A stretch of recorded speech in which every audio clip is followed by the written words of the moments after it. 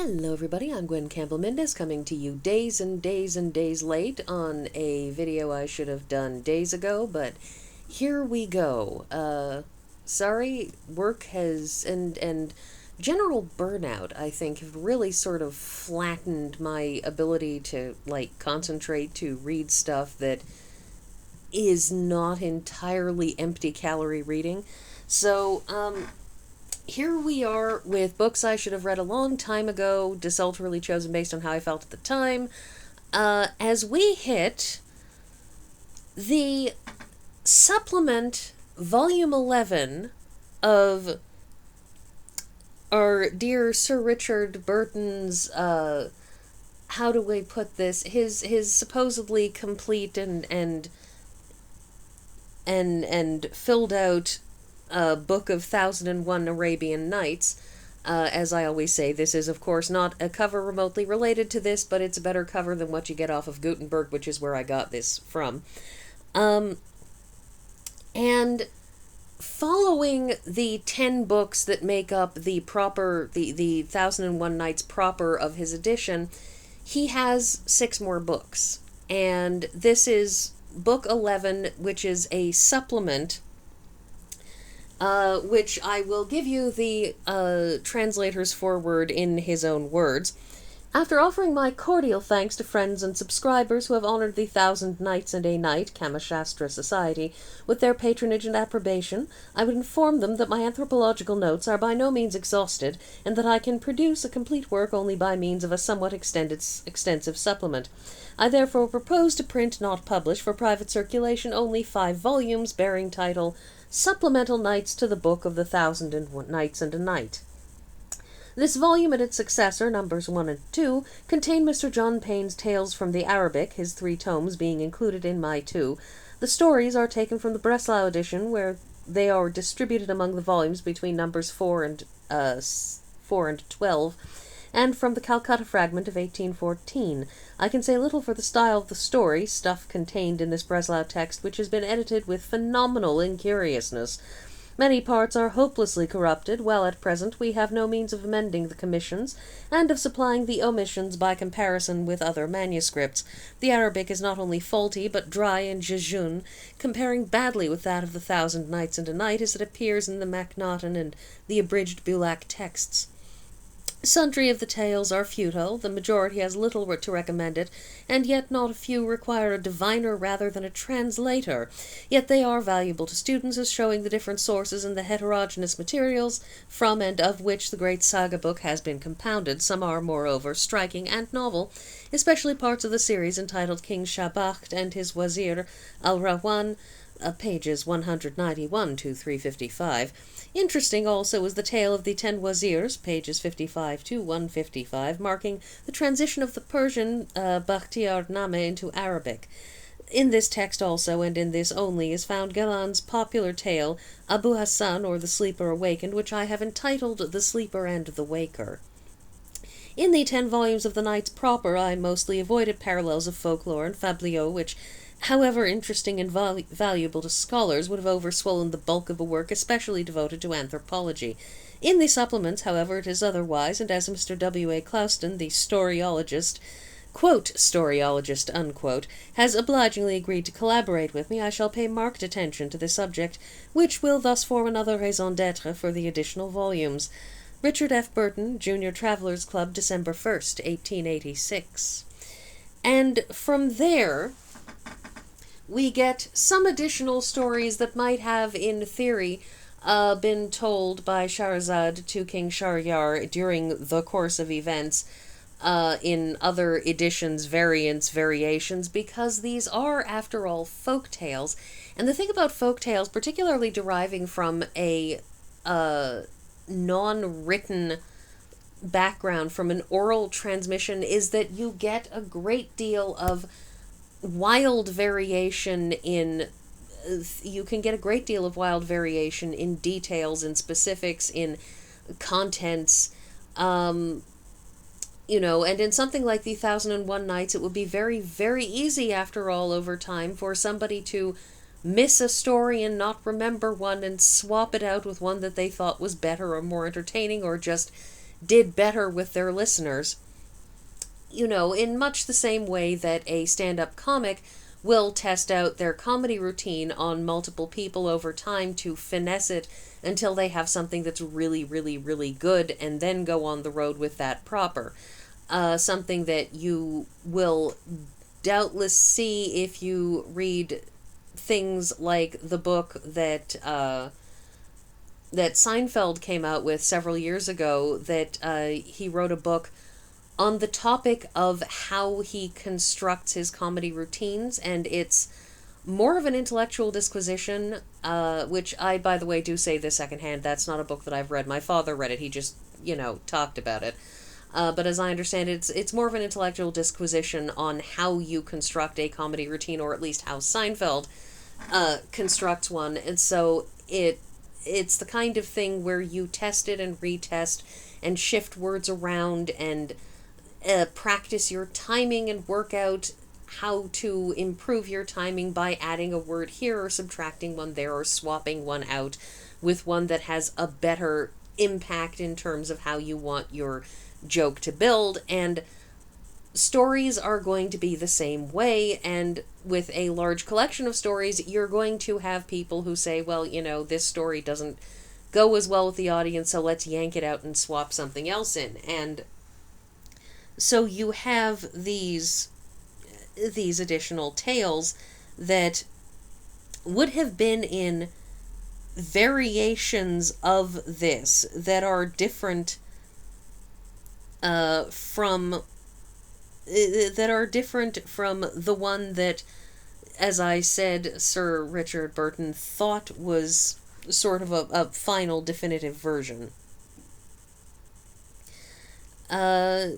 And, these mostly continue in a kind of the same vein. These lengthy stories that occasionally kind of wander off in unexpected directions.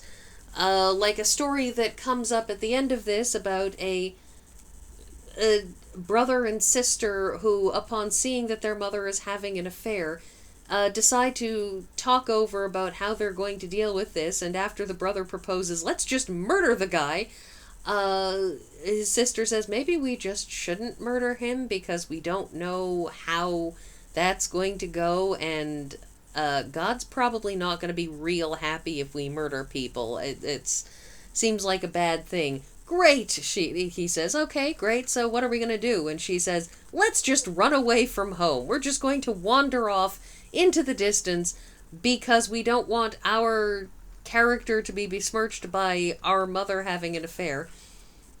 So they just wander off to another city, and the brother goes into the city and decides and tells his sister, look, stay here, pretend to be a guy, I'm going to go into the city and I will be right back as soon as I have sort of the lay of the land. And he goes in there and gets captured by a guy who decides to lock him up and keep him as a slave after some begging and threats of death. And his sister is left hanging around outside the city for a month going, where is he? Oh my God, my brother's gone missing. Anyway, so he gets stuck there for a year, and she eventually goes into the city looking out, trying to track down her brother, and the king of the city dies, and they just sort of grab her at random and say, hey, dude, because she's still pretending to be a man, you should be our king. And she's like, no, I shouldn't. And they say, yes, you should.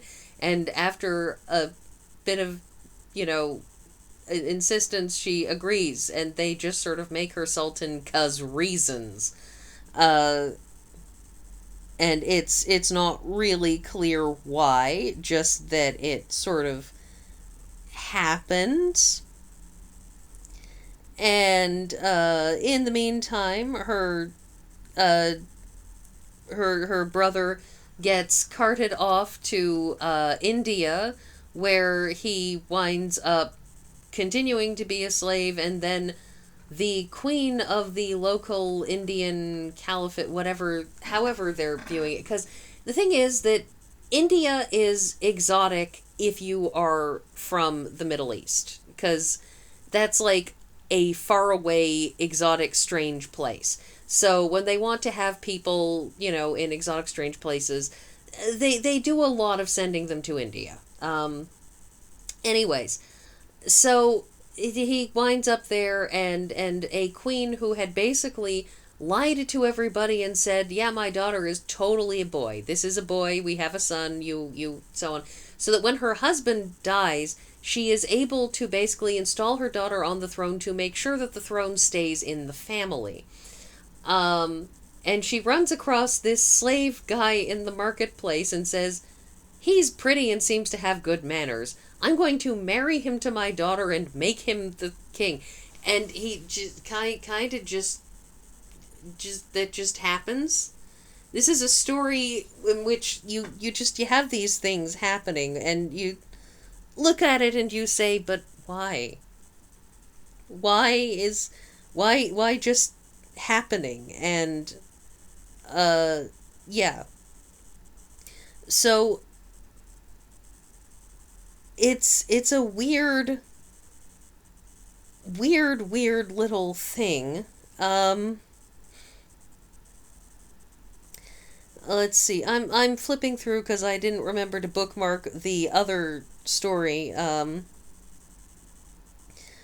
that let's see, that has one of those strange extremely short stories in which basically oh, I can't find it. I'm gonna keep flipping and maybe I'll find it at some point. That you have these weird just these weird short stories that almost are, they're kind of just pointless. They sort of just happen, and somebody says, and then a thing happened, and that was that. And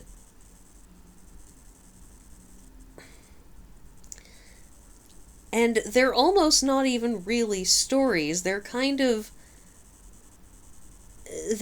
just these events that zip past and don't seem to really have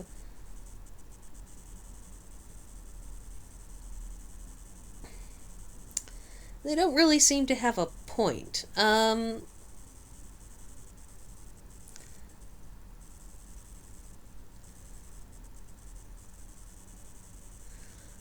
Here it is, that you have the story of Al-Ma'mun and Zubaydah, which is short enough that I'm just going to give you this one because it's weird. It is said Al-Ma'mun came one day upon Zubaydah, mother of Al-Amin, and saw her moving her lips and muttering somewhat he understood not. So he said to her, O mother mine, art thou cursing me because I slew thy son and spoiled him of his realm? Said she, Not so, by Allah, O commander of the faithful. And quoth he, What then was it thou saidst? Quoth she, Let the prince of true believers excuse me. But he was urgent with her, saying, There is no help but that thou tell it. And she replied, I said, Allah confound importunity. He said, How so? And she answered, I played one day at chess with the commander of the faithful, Harun al-Rashid, and he imposed on me the condition of forfeits. He won and made me doff my dress and walk round about the palace stark naked. So I did this, and I felt incensed against him. Then we fell again to playing, and I won, whereat I made him go to the kitchen, and lie with the foulest and fulsomest wench of the wenches thereof, but I found not a slave girl fouler and filthier than thy mother. So I bade him tumble her. He did my bidding, and she conceived by him of thee, and thus I was the cause of the slaying of my son and the spoiling of him of his realm. When Al-Ma'mun heard this, he turned away, saying, Allah curse the importunate, that is, himself, who had importuned her till she acquainted him with that affair. So, yeah, Allah curse people who keep asking questions about things they probably don't want to know the answers to. Short stories. Real interesting, strange short stories. It's an odd little wrap-up to the whole of this. It really, really is. And, and the footnotes continue to occasionally be extremely sarcastic or edifying, so there's that. Anyway, so that's everything, and I will hopefully see you later this week.